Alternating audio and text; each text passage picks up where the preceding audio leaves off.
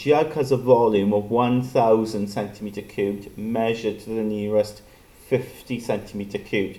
So when they're measuring the volume of this, right, whatever scale they're using is going up in 50s.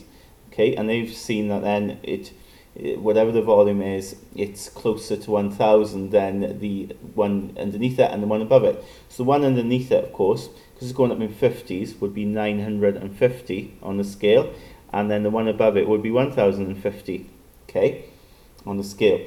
But they've rounded it to 1000, okay, and it's going up in 50s. So the least it could be then is here, isn't it? Okay, it can't be any lower because it would round to 950. So the least it would be 975. Okay, and the greatest the volume it could be is there, isn't it? Okay, in between 1000 and 1050, which is 1025. Okay, it says then water is poured from the jug into the tank of volume 52 litres measured to the nearest litre. Explain, showing all your calculations, why it's always possible to pour water from 50 full jugs into the tank without overflowing. Now if we think about the tank, right, well the tank is 52 litres, yeah, okay, now that is measured to the nearest litre, yeah, so when they're measuring that, okay, it's going up in ones, because it's to the nearest whole litres, so the greatest it could be would be here, and the least it could be is here, so we've got 51.5 litres or 52.5 litres. Okay, now we want to show that it's always possible to pour water from 50 full jugs. We want to pour 50 of these jugs in there. To show it's always possible without it overflowing, all we need to focus on is the smallest tank, yeah?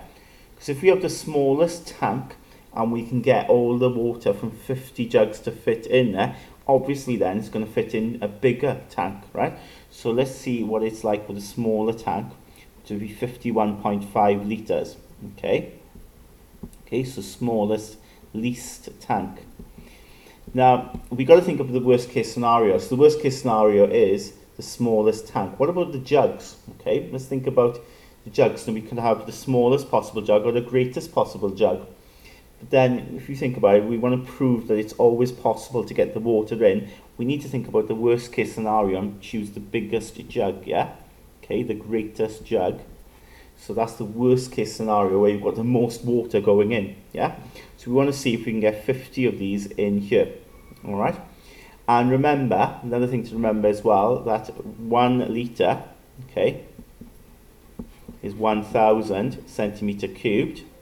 So 51.5 litres will be 51,500 centimetre cubed.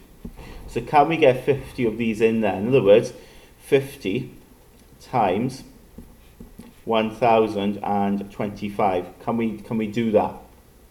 Well, let's work that out. Now, lots of ways of working out 50 times 1025. In fact, you could do 100 times 1025, okay, which would be adding 2 zeros on, okay. So 100 times 1025 is 102,500. To get 50 times it, we just halve it, wouldn't we? So if you halve 102,500, you get 51,000, okay, 250 centimetre cubed. So you can see then the 50 jugs would come to this, which would easily fit in the smallest tank. So we can say, look, 50 of greatest jugs,